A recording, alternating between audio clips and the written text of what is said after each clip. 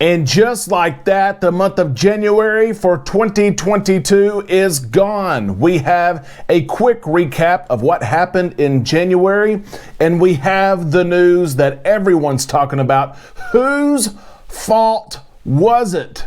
SpaceX enthusiasts and cruisers alike were ready to see the launch yesterday afternoon from Port Canaveral when a cruise ship, yes, a cruise ship, stopped the launch from happening with 33 seconds left. We have exclusive video and audio where SpaceX and the command center said, nope, we're not doing it. The cruise ship is in the way. Was it Royal Caribbean's Harmony of the Seas or MSC Cruises Meraviglia? One of them is responsible for keeping this rocket on the ground and not launching. Whose fault was it? And what other cruise news do we have? Let's talk about everything right now on Island Time.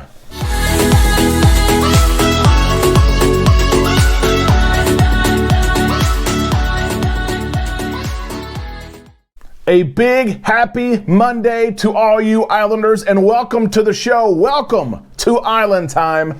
I am your host, Derek, and we have so much to talk about today in the islands. I first have to thank Rachel and Charles, as Amanda and I and Mike and Michelle, we all met in July on the Vista. We spent the weekend together in Kansas City. Rachel and Charles, you were great hosts, and you exemplify what this community of Islanders is all about. We love cruising, but we know that life is more than cruising, although we would want to cruise every day of our life.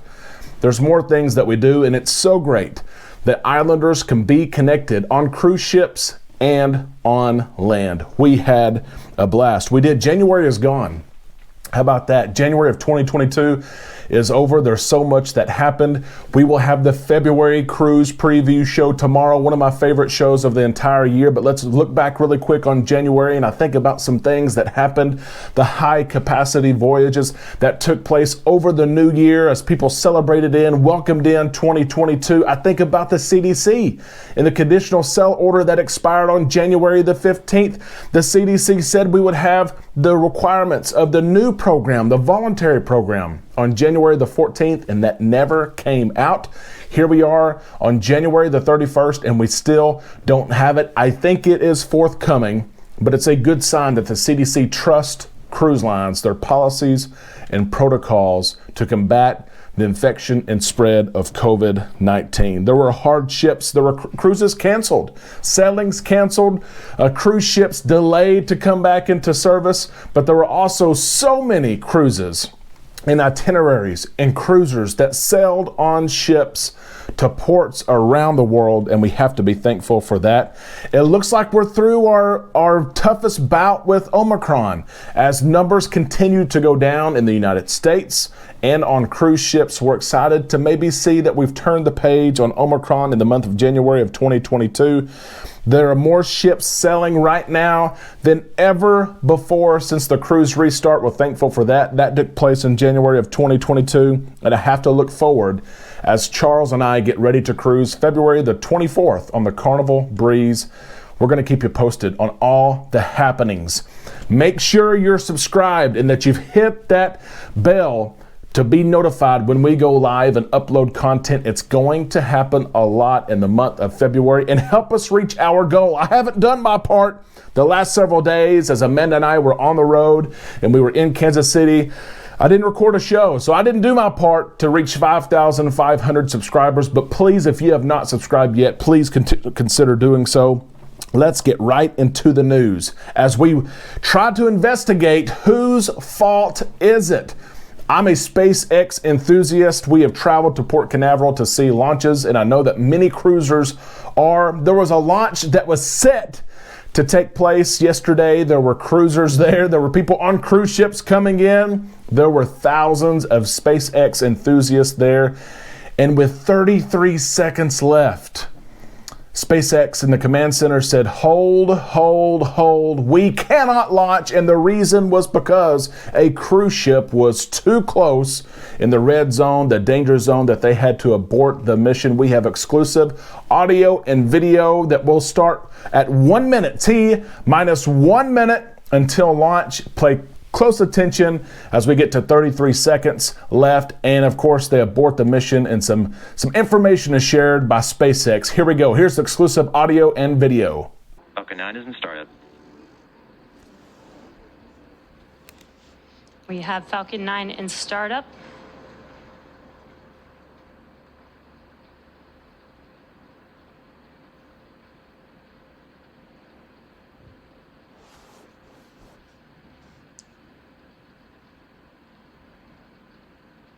Hold, hold, hold. Boarding the launch auto. Launch director calling a hold. We have a red range for a fouled range with a ship in the hazard area. How about that? A cruise ship in the exclusion zone, a zone where cruise ships and other vehicles cannot be in. It's got to be clear in order to launch, and there were actually 2 cruise ships that could have been tagged as the offender.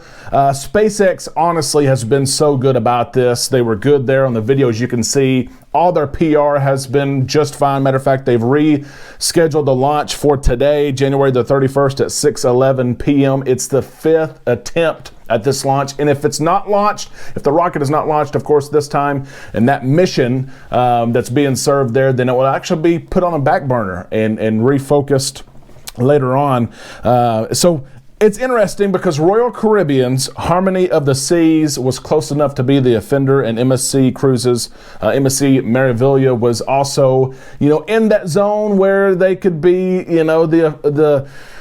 the cruise ship that's holding things up. And it's hard to believe that so close, 33 seconds away, and we would have had a launch, but it didn't take place there. We hope for SpaceX and for SpaceX enthusiasts, the launch continues on, and like I said, SpaceX has been handled everything with calm and ease. They're not pointing fingers at the cruise lines, but things do need to be better scheduled there in the port to make sure that cruise ships are not coming in as launches happen. Let me ask you this. Have you seen a SpaceX launch?